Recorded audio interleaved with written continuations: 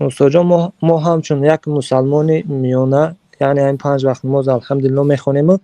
در علم اسلام خیلی چقدر نمیدریم، کتاب و دیگه کارو نمیکنیم، نمیخونیم. یخی مثال در این بین ما میبروه برادرایی که حرکت میکنه که همه اسلام با یگان چی بخونن بفهمن، یعنی بعد میفهمیم که درس عقیده، درس توحید مقصد مهمتر بوده.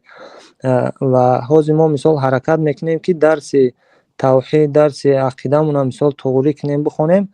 در همین بین برادرای میبرن که مثال وایمون میکنن، میگن که شما قدم های کلان نزنین، اول شما نماز و ایتورات این چیزا سر کنین، مقصد با اوستا با عقیده و با توحید مثال با بالا را برین.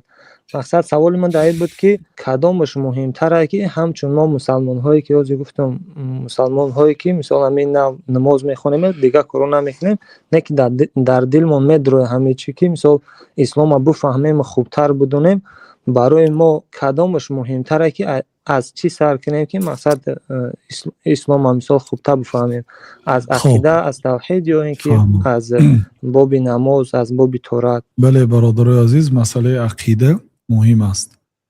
اول عقیده، بعد دیگر عمل ها.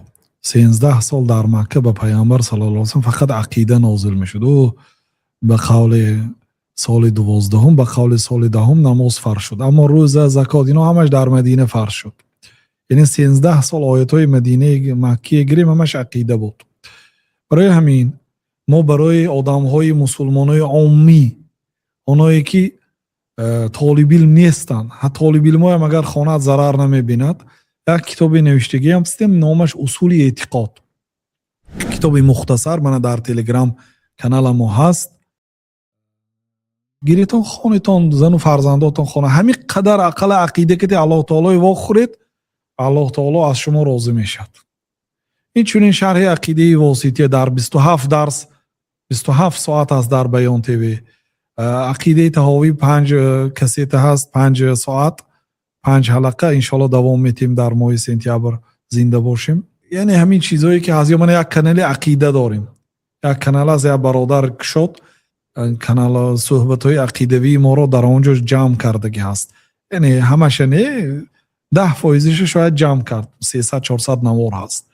ولی استفاده برید. عقیده از نماز پیش است. اشهد ان لا اله الا الله و اشهد ان محمد رسول الله، بعد دوم رکنش نماز است. آدمی که حالی کلمه نگردانیده است، حالی به الله تعالی باور نکرده است، به فرشته ها باور نکنه و به نماز یاد داده نمیشد.